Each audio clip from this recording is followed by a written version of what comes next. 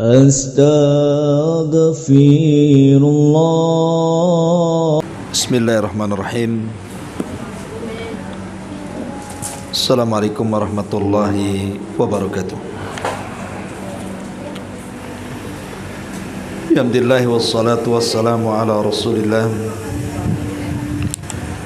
wa ala alihi wa sahbihi wa mawalah wa la hawla wa la quwata illa billahi wa ba'du. Baik, kita lanjutkan kajian kita, masih membahas kitab Ar-Rahiq Al-Makhtum karya Syekh Safiyur Rahman Al-Mubarakfuri, dan kita sudah masuk pada halaman ke-65. Poin pertama, kisah sebelum An-Nubuwah. Dan di sini dijelaskan tentang sejarah kelahiran Rasul kita Muhammad sallallahu alaihi wa ala alihi wasallam.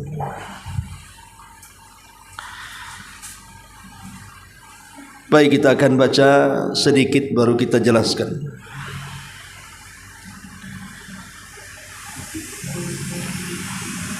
Di sini dijelaskan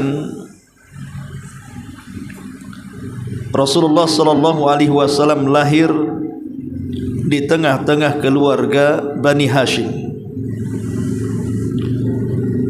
di kota Mekah pada waktu subuh di hari Senin, tanggal 9 Rabiul Awal, tahun pertama setelah serangan pasukan gajah, dan ini bertepatan dengan 40 tahun setelah turunnya Kisra Anus Shinwan, persisnya pada tanggal 20 atau 22 April 571 Masehi. Demikian hasil penelitian Syekh Sulaiman Al-Mashhur Furi. Diriwayatkan oleh Ibnu Sa'ad bahwa ibunda Nabi kita Muhammad sallallahu alaihi wasallam bercerita, ketika aku melahirkannya, dari rahimku keluar cahaya yang terangnya menyinari istana-istana Syam. Imam Ahmad dan Darimi dan yang lainnya meriwayatkan kisah yang senada dengan kisah itu.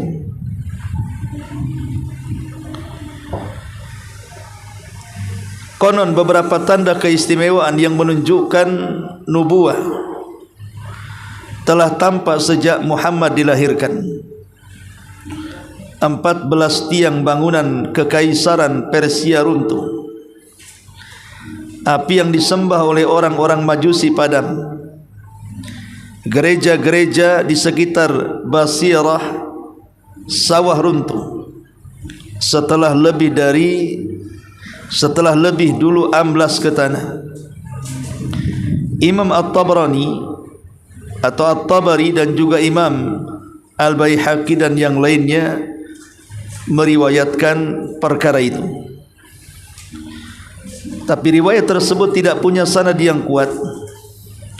Jika tidak didukung oleh sejarah sekalipun, ada catatan yang valid.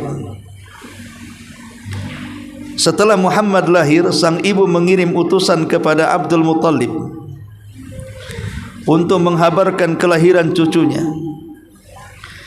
Maka Abdul Muttalib bergegas datang dengan sukacita dan gembira. Digendongnya bayi itu ke Ka'bah untuk berdoa dan bersyukur kepada Allah. Dia menamai cucunya itu dengan sebutan Muhammad, sebuah nama yang terlalu lazim di kalangan, yang terlalu tidak lazim di kalangan bangsa Arab. Dan Muhammad dikhitan pada hari ke-7 kelahirannya, sebagaimana tradisi bangsa Arab kala itu. Perempuan pertama yang menyusui bayi Muhammad sallallahu alaihi wasallam setelah sang ibundanya pada 7 hari pertama usianya adalah Ats-Tsuwaibah, mantan dari budak Abu Lahab.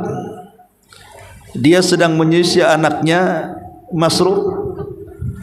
Dia juga menyusui Hamzah, lalu Abu Salamah, dan juga Nabi sallallahu alaihi wa ala alihi wasallam.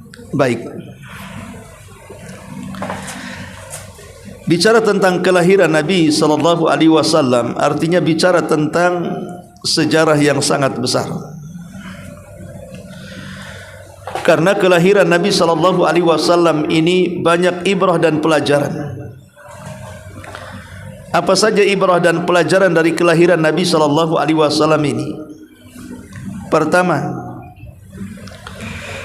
kelahiran Nabi sallallahu alaihi wasallam adalah kelahiran yang membawa rahmat dan hidayah. Jadi dengan lahirnya Nabi sallallahu alaihi wasallam, maka Allah Subhanahu wa taala mempercayakan kepada Rasul kita Muhammad sallallahu alaihi wasallam untuk menebarkan rahmat dan juga hidayah kepada manusia. Makanya Allah Subhanahu wa taala berfirman, "Wa ma arsalnaka illa rahmatan lil alamin." Tidaklah kami utus engkau wahai Muhammad kecuali dalam rangka menebar rahmat di seantero alam semesta.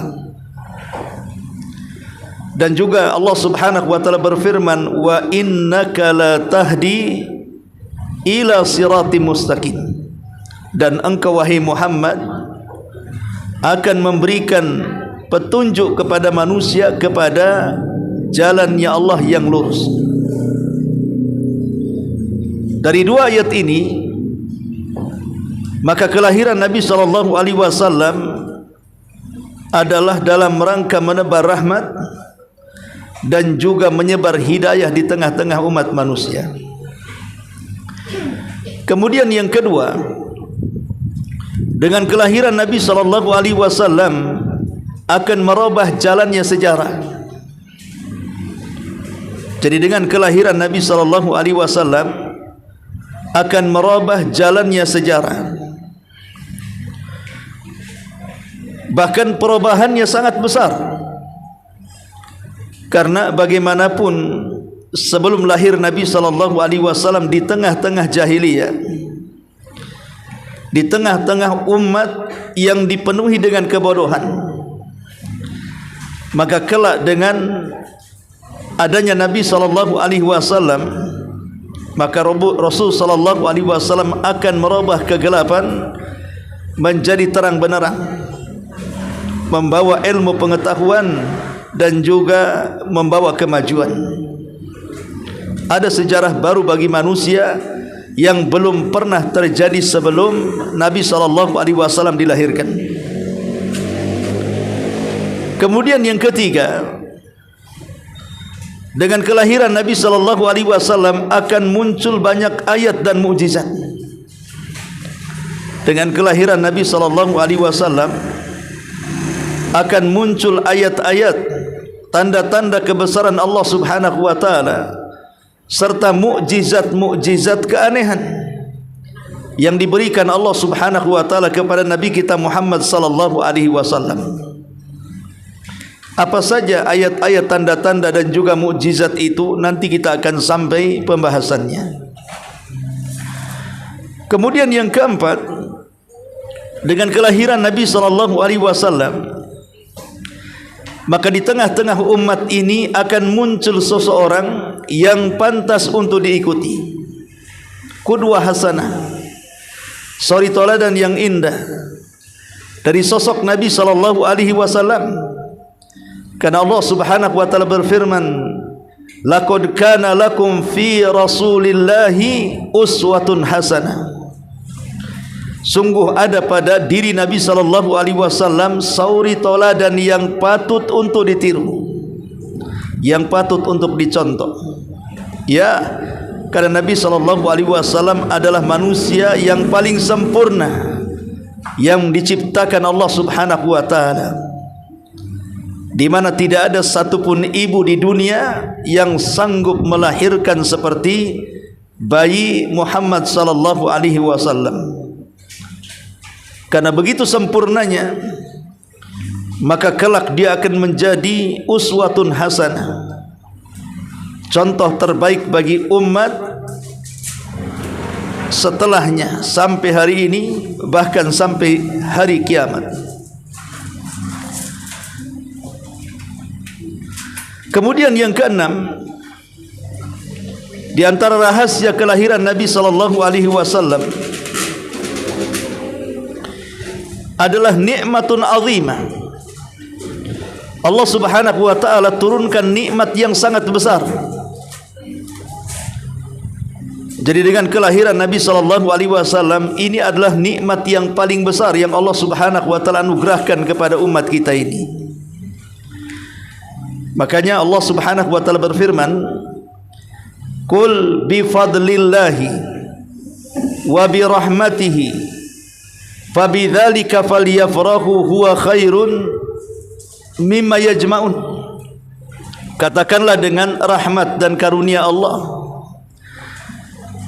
yang Allah Subhanahu wa taala anugerahkan kepada kalian itu jauh lebih baik bagi kalian dibandingkan dunia yang kalian kumpulkan.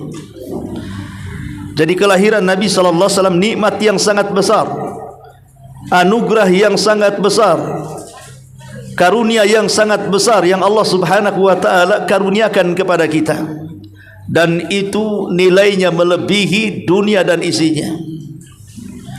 Karena bagaimanapun Nabi sallallahu alaihi wasallam kelak akan menjadi orang yang membimbing umatnya ke jalan keselamatan baik di dunia ataupun di akhirat. Kemudian yang nomor 7, rahasia kelahiran Nabi sallallahu alaihi wasallam,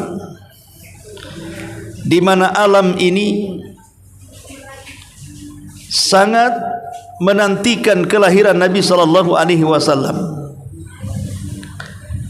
Jadi alam baik di langit ataupun di bumi itu sangat menantikan kelahiran Nabi kita Muhammad sallallahu alaihi wasallam. Makanya saat sebelum kelahirannya, saat kehamilannya, dan saat kelahirannya banyak keajaiban-keajaiban yang menyangkut alam semesta. Langit bisa berubah dengan kelahiran Nabi sallallahu alaihi wasallam. Bagaimana perubahan langit? Perubahan langit terjadi di mana bintang gemintang yang ada di langit itu difungsikan oleh Allah Subhanahu wa taala sebagai pelempar setan, syuhuban lisyayatin, sebagai pelempar setan, sehingga tidak ada satu jin pun yang naik ke langit. Terjadi perubahan di langit. Kemudian juga terjadi perubahan di bumi, di mana banyak bebatuan yang kemudian mengucapkan salam, bahkan bertasbih kepada Nabi sallallahu alaihi wasallam. Artinya di sini terjadi perubahan yang ada di bumi, dan itu keajaiban dari kelahiran Nabi sallallahu alaihi wasallam. Dan yang terakhir, tentunya kelahiran Nabi sallallahu alaihi wasallam adalah membawa peradaban baru, peradaban yang lebih berakhlak, peradaban yang lebih beribadah, tahu cara menyembah Allah Subhanahu wa taala, dan peradaban umat yang semakin mentauhidkan Allah Subhanahu wa taala untuk meneruskan ajaran-ajaran para nabi dan rasul sebelumnya, disempurnakan dengan Rasul kita Muhammad sallallahu alaihi wasallam. Makanya Nabi sallallahu alaihi wasallam mengatakan, bu'ithu liutammima makarimal akhlak. Aku diutus untuk menyempurnakan akhlak bagi manusia. Kenapa kalimatnya menyempurnakan akhlak? Karena akhlak ini sudah diajarkan oleh para nabi dan rasul sebelumnya, kedatangan Rasul hanya menyempurnakan yang sudah ada dan mencakup di dalamnya tauhid, ibadah serta akhlak dalam muamalah. Baik, ma'asyiral muslimin wal muslimat rahimakumullah. Dalam bab yang kita kaji di sini, pengarang ingin menjelaskan tentang sejarah kelahiran Nabi sallallahu alaihi wasallam. Menurut pandangan pengarang Syekh Safiur Rahman Al-Mubarakfuri di sini, beliau berpendapat bahwa lahirnya Nabi sallallahu alaihi wasallam itu di tanggal 9 Rabiul Awal, tahun pertama di kota Mekah. Tetapi sebenarnya banyak perselisihan para ulama tentang tarikh daripada kelahiran Nabi sallallahu alaihi wasallam. Baik, kita akan jelaskan sedikit beberapa pendapat para ulama. Pertama, bahwa Nabi sallallahu alaihi wasallam lahir pada tanggal kedua dari bulan Rabiul Awal, dan pendapat ini adalah pendapat Ibnu Abdul Bar dan juga Al-Imam Al-Waqidi dari Abi Ma'syar An-Najih Ibn Abdurrahman Al-Madani. Jadi pendapat yang pertama, pendapat Ibnu Abdul Bar dan juga Al-Waqidi, bahwa Nabi sallallahu alaihi wasallam lahir pada tanggal 2 dari bulan Rabiul Awal. Kemudian pandangan yang kedua, Nabi sallallahu alaihi wasallam lahir pada tanggal ketiga dari bulan Rabiul Awal, dan ini disebutkan oleh beberapa para ulama. Kemudian pandangan yang ketiga, bahwa Nabi sallallahu alaihi wasallam lahir di tanggal ke-8 dari bulan Rabiul Awal, dan ini pendapat Al-Humaidi dari Al-Imam Ibn Hazm rahimahullahu ta'ala. Kemudian pandangan yang keempat, Nabi sallallahu alaihi wasallam lahir pada tanggal 9 sebagaimana yang tertera dalam buku ini, di mana pendapat ini dikuatkan oleh Al-Imam Al-Mubarakfuri dalam kitabnya Rahiqul Makhtum yang kita pelajari, dan yang dikuatkan oleh Al-Imam Ibnu Utsaimin. Al-Imam Ibnu Utsaimin menguatkan bahwa Nabi sallallahu alaihi wasallam lahir di tanggal 9 bulan Rabiul Awal, persis seperti yang diambil pendapat ini oleh Al-Imam Al-Mubarakfuri dalam kitab ini.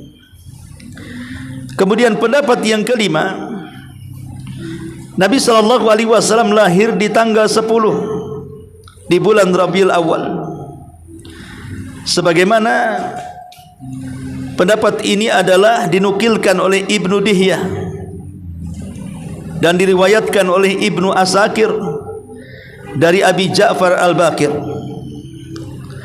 Kemudian pendapat yang keenam, Nabi sallallahu alaihi wasallam lahir di tanggal 12 di bulan Rabiul Awal, dan ini pendapat Al-Imam Ibnu Ishaq ahli sejarah, sebagaimana diriwayatkan oleh Ibnu Abi Syaibah dalam kitabnya Musannafnya.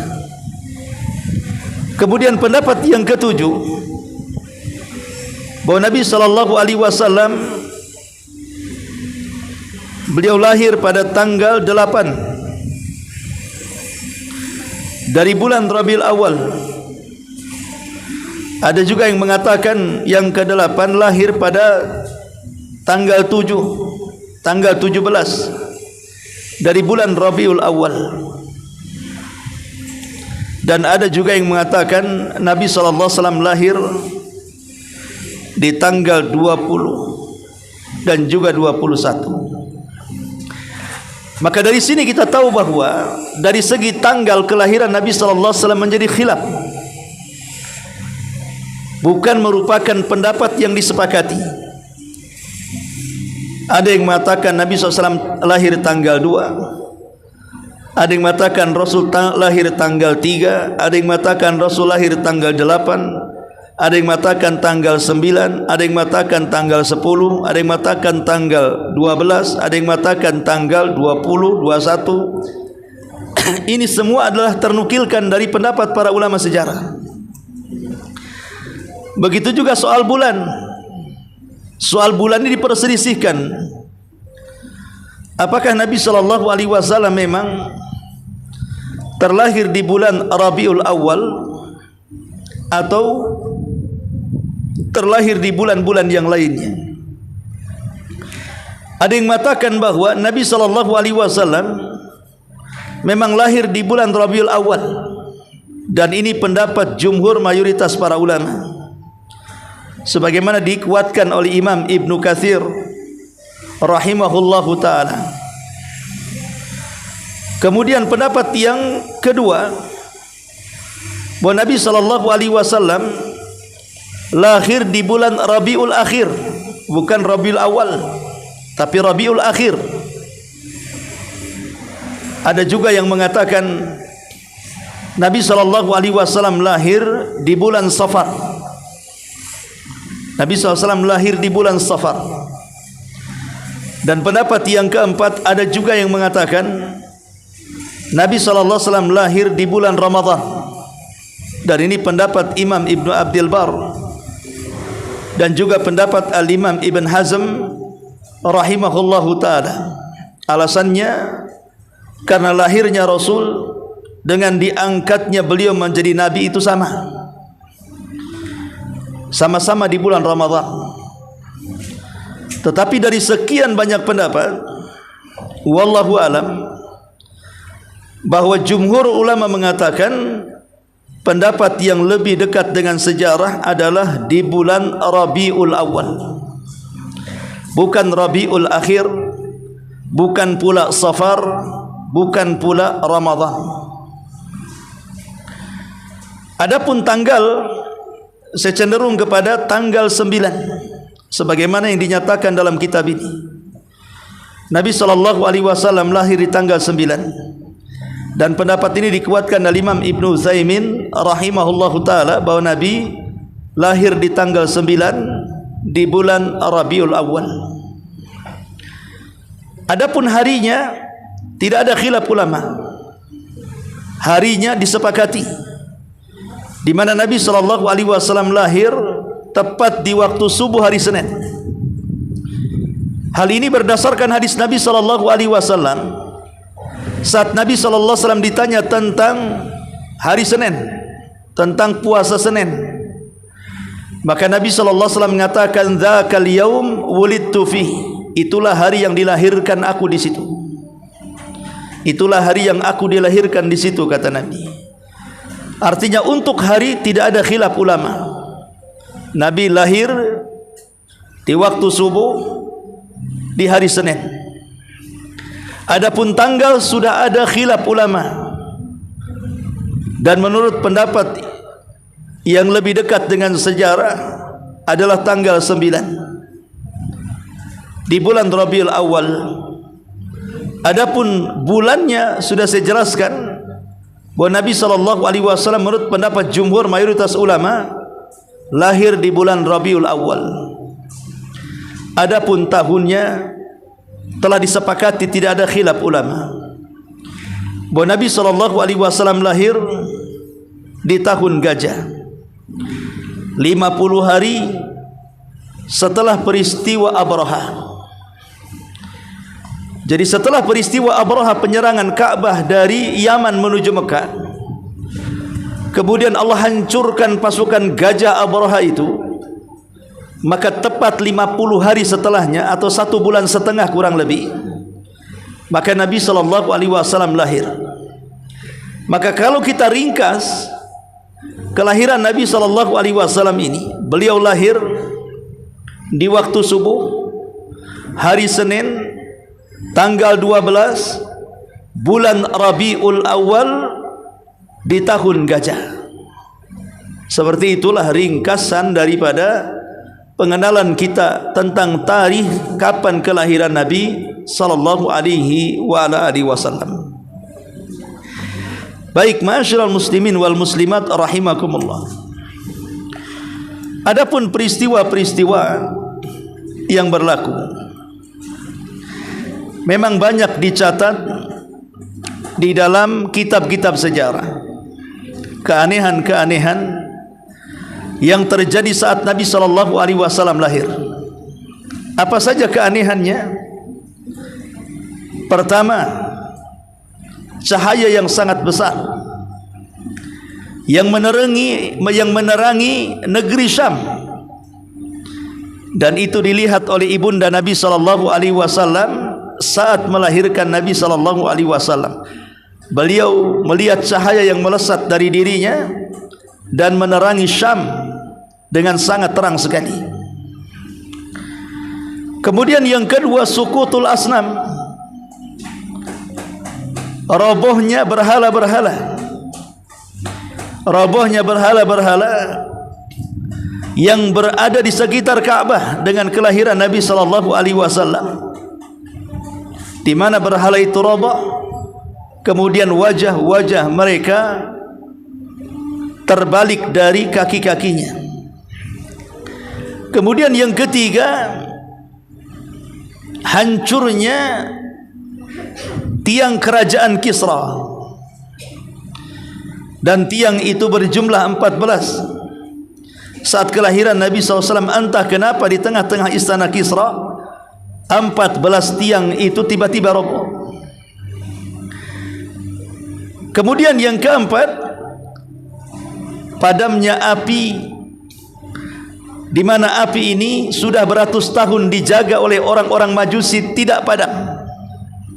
Tapi saat kelahiran Rasul, walaupun sudah dijaga, tiba-tiba padam. Kemudian yang kelima, alamul kahana, alamnya para dukun. Alamnya para dukun, mereka terganggu karena biasanya jin-jin yang memberikan informasi berita langit kepada para dukun itu terhenti. Kenapa? Karena tiba-tiba langit berubah, kemudian tidak ada satu jin pun yang mampu naik ke langit, karena setiap mereka mencuri dengar akan ditembak oleh meteor. Ada kalanya mereka mati, ada kalanya mereka bisa menyelamatkan diri. Kemudian juga di antara keanehannya, di mana gereja-gereja di sekitar Bahirah sawah itu semua runtuh saat kelahiran Nabi sallallahu alaihi wasallam. Karena memang ada kisah sebelumnya, memang tanah di situ amblas. Tiba-tiba saat kelahiran Nabi sallallahu alaihi wasallam roboh semuanya. Dan banyak lagi peristiwa-peristiwa saat kejadian Nabi sallallahu alaihi wasallam, termasuk Nabi saat lahir sudah dikhitan. Kemudian Nabi saat lahir posisinya sujud, sambil kemudian jarinya seperti ini seolah mentauhidkan Allah Subhanahu wa taala. Kemudian ibundanya tidak mengalami pendarahan dan lahir tanpa kesulitan dan rasa sakit sebagaimana ibu-ibu yang melahirkan, dan lain sebagainya. Tetapi banyaknya kisah-kisah tadi itu kebanyakan tidak ada yang sahih. Jadi peristiwa-peristiwa, kejadian-kejadian aneh saat kelahiran Nabi sallallahu alaihi wasallam itu hanya dinukilkan oleh ahli sejarah, tapi tidak disandarkan kepada hadis-hadis yang sahih. Artinya semuanya lemah. Tetapi bukan berarti kemudian tidak ada yang sahih. Ada yang sahih. Apa saja yang sahih? Pertama, hadis tentang kelahiran Nabi sallallahu alaihi wasallam yang diceritakan oleh ibundanya sendiri, di mana saat kelahiran Nabi sallallahu alaihi wasallam muncul cahaya yang melesat ke arah Syam, kemudian menerangi negeri Syam. Itu sahih. Itu sahih. Kemudian yang kedua yang sahih adalah saat kelahiran Nabi SAW muncul bintang. Yang bintang ini tidak diketahui kecuali orang-orang Yahudi. Karena orang Yahudi membaca kitab-kitab mereka, menurut ramalan mereka, kalau muncul bintang itu, maka lahirlah Nabi yang ditunggu. Dan tidak ada yang tahu kecuali orang Yahudi, itu pun pembesar-pembesarnya. Kalau orang awam tidak tahu. Makanya saat kelahiran Rasul muncul bintang itu, menghebohkan seluruh pembesar Yahudi yang ada di kota Madinah dan sekitarnya. Sehingga mereka berusaha mencari informasi kepada rumah-rumah, setiap rumah orang Yahudi, baik yang ada di kota Madinah ataupun yang di sekitarnya sampai ke Khaybar. Adakah bayi yang lahir di malam kemunculan bintang itu? Rupanya tidak ada satupun wanita Yahudi yang melahirkan di malam munculnya bintang itu. Tiba-tiba mendengar bahwa dari arah Mekah ada seorang ibu yang bernama Aminah, lahir seorang bayi, cucu daripada Abdul Muttalib. Maka lemaslah para padri Yahudi ini. Mereka pun menangis. Kemudian mereka mengatakan, laqad dhahabat nubuwwatu Bani Israil. Sungguh telah hilang kenabian Bani Israel dan beralih kepada Bani Ismail. Maksudnya kepada bangsa Arab. Lah orang-orang Yahudi ini, mereka sudah ratusan tahun menanti-nanti akan kelahiran Nabi akhir zaman. Sampai apabila mereka kalah perang melawan orang-orang musyrik Khazraj dan Aus, mereka selalu sesumbar dan mengatakan, awas saja, kami hari ini kalah, tapi sebentar lagi Nabi kami akan lahir dan akan menghancurkan kalian. Tapi setelah bayi itu lahir, rupanya bukan dari kalangan mereka, bukan dari turunan Bani Israel, tapi turunan Bani Ismail. Itulah yang menjadikan orang-orang Yahudi kecewa. Kenapa Nabi yang mereka tunggu-tunggu ratusan tahun bukan dari Bani Israel, tapi justru dari musuhnya, orang-orang Arab dari turunan Bani Ismail. Sejak itulah orang Yahudi, mereka bertekad untuk melawan Nabi, menentangnya dan tidak mengakui ajarannya. Hanya beberapa orang yang masuk Islam saat Rasul hidup, tidak kurang dari 10 orang. Salah satunya Abdullah ibn Salam.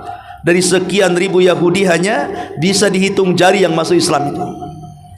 Karena mereka menentang ajarannya. Jadi ini juga termasuk sahih. Kemunculan bintang Ahmad saat kelahiran Nabi SAW. Termasuk juga peristiwa perang Gajah. Tentu ini sahih sekali karena dicantumkan dalam Quran, di mana Allah Subhanahu wa taala mengatakan, alam tara kaifa fa'ala rabbuka bi ashabil fil alam yaj'al kaidahum fi tadlil wa arsala alaihim tayran ababil tarmihim bi hijaratin min sijil faja'alahum ka'asfin ma'kul. Peristiwa aneh sebelum kelahiran Nabi SAW tentang ashabul fil terekam dalam Quran. Ini juga sahih. Tidak mungkin kita mengatakan Al-Quran lemah, ya.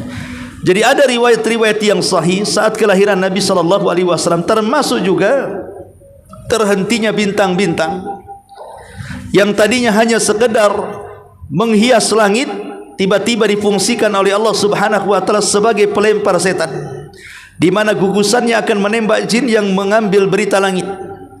Dan Allah hentikan saat kelahiran Rasul sampai wafatnya Rasul. Tidak ada satupun jin yang berhasil mencuri dengar ke langit, supaya tidak tercampur antara wahyu Allah dan ucapan para dukun. Ini juga peristiwa yang sahih karena digambarkan di dalam Al-Quranul Karim, tepat pada surah Al-Jin dan beberapa surat yang lainnya yang menceritakan tentang jin-jin yang mencuri dengar ke langit.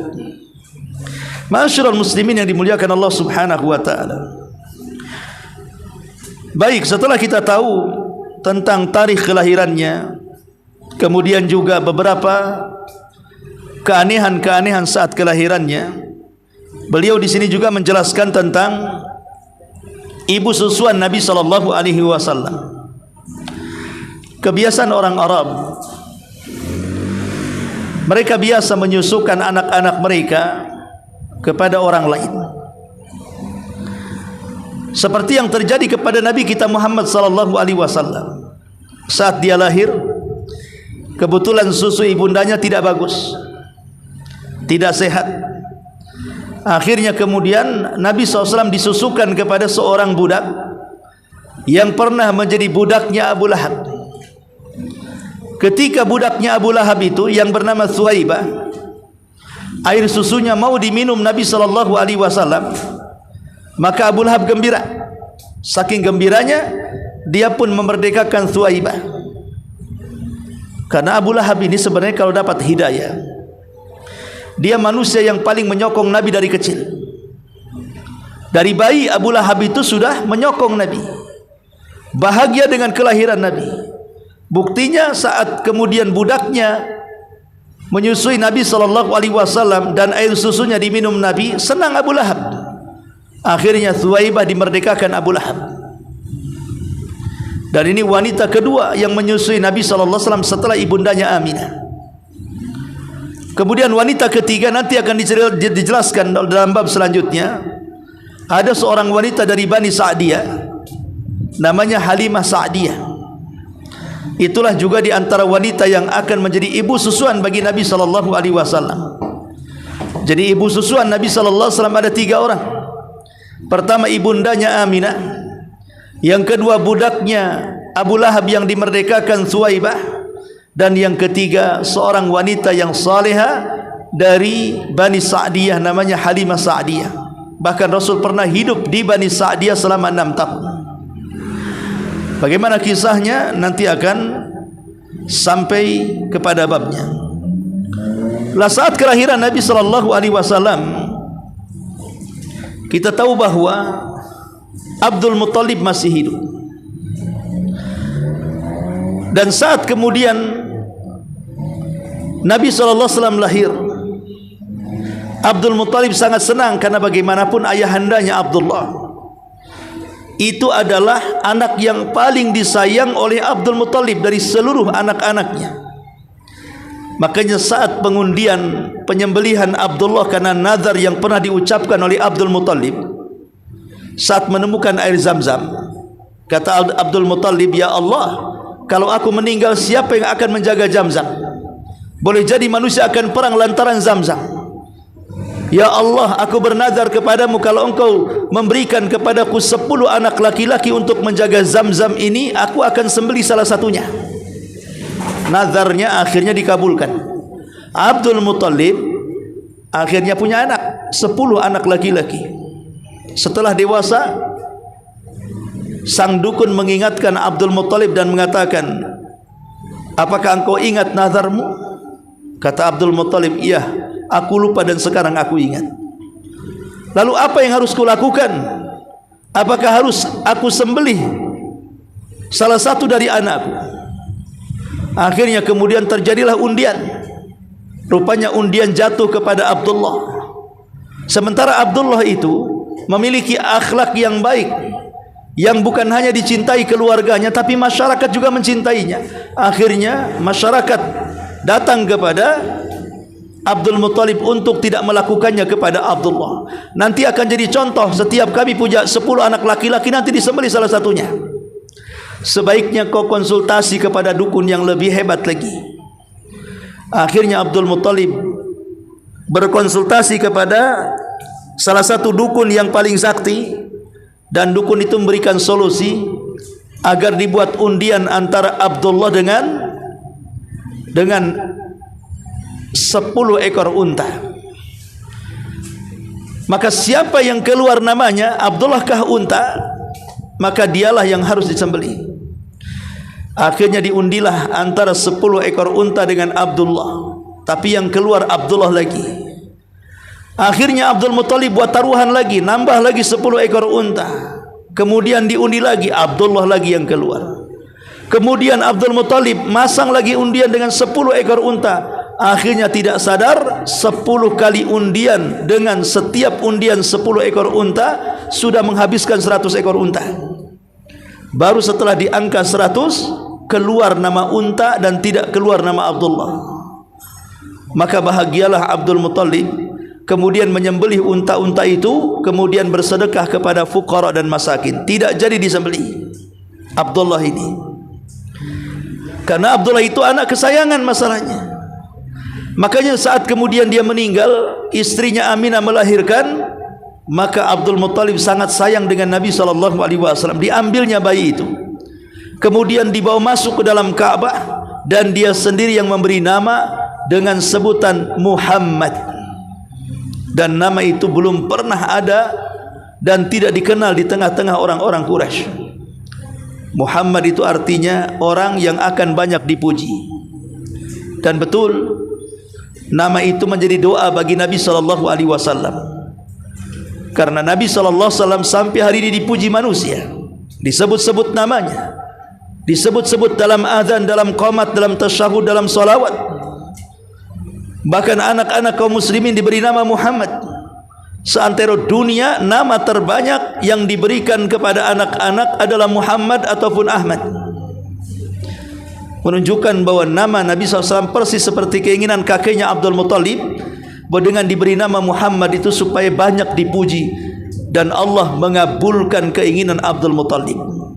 Rasul sampai hari ini banyak dipuji manusia, dipuji di mana-mana, bahkan nama terbanyak di dunia. Ma'asyiral muslimin wal muslimat rahimakumullah. Lah di sini pengarang menjelaskan juga bahwa Nabi SAW itu dikhitan di usia 7 hari.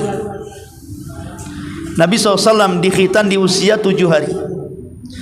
Dan pendapat ini membantah pendapat yang mengatakan bahwa di antara keanehan Rasul terlahir sudah dikhitan.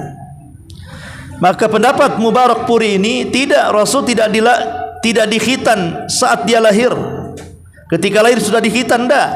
Tapi beliau dikhitan sama dengan anak-anak Arab yang lainnya. Di usia 7 hari Nabi SAW dikhitan, disunat. Dan kita tahu bahwa di zaman itu kaum yang disunat cuma 2. Kaum yang disunat itu cuma 2. Pertama kaum Arab, dan yang kedua orang Yahudi.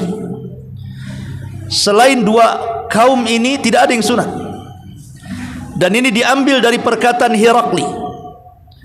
Herakli saat bermimpi, dan dia pengusaha Romawi, saat bermimpi diserang negaranya oleh tentara-tentara yang disunat, dan tentaranya kalah tunggang langgang, kerajaannya runtuh. Setelah bangun kaget, kemudian mengumpulkan para dukunnya, penasihat spiritualnya. Ada apa dengan mimpiku ini? Dan siapa tentara yang disunat itu? Maka kata dukun-dukun di sekitar Herakli mengatakan, setahu kami wahai raja, orang-orang yang disunat itu orang Yahudi. Bagaimana kalau kita bantai semua orang Yahudi supaya tidak menumbangkan kekuasaan kita Romawi? Karena Romawi kan agamanya Nasrani. Tiba-tiba dengar kabar bahwa kafilah dari Arab, Abi Sufyan yang ketika itu belum masuk Islam, dan beberapa orang yang hendak berniaga ke Syam ditangkap oleh tentara Romawi. Setelah diinterogasi, rupanya mereka adalah kaum yang tidak, maksudnya mereka kaum yang disunat sama dengan orang-orang Yahudi. Dan itu bertepatan dengan datangnya surat Nabi SAW ke Herakli agar dia masuk Islam. Dari kisah ini kita tahu bahwa di zaman Nabi, kaum yang disunat itu 2. Pertama bangsa Yahudi, yang kedua bangsa Arab. Mereka adalah kaum yang disunat. Bahkan setelah Islam juga datang, maka syariat sunat itu menjadi syariat Islam. Karena juga itu syariat Ibrahim alaihi salatu wassalam. Kenapa orang-orang Arab itu mereka disunat? Karena bagaimanapun Arab ini, mereka adalah dari turunan Bani Ismail. Dan Bani Ismail ini keturunan Ismail, dan Ismail keturunan Ibrahim. Dan Ibrahimlah manusia yang disunat pertama. Ibrahimlah manusia yang disunat pertama di usianya 80 tahun, dan menjadi syariat bagi orang-orang setelahnya sampai kepada bangsa Arab. Bahkan sampai kepada Rasul diutus menjadi Nabi dan Rasul, menjadi syariat bagi kita. Bahkan bagi laki-laki sunat itu wajib, dan bagi perempuan sunat itu sunnah. Ya, ini diantara pada kisah dari kelahiran Rasul kita Muhammad sallallahu alaihi wasallam. Baik, sampai di sini dulu.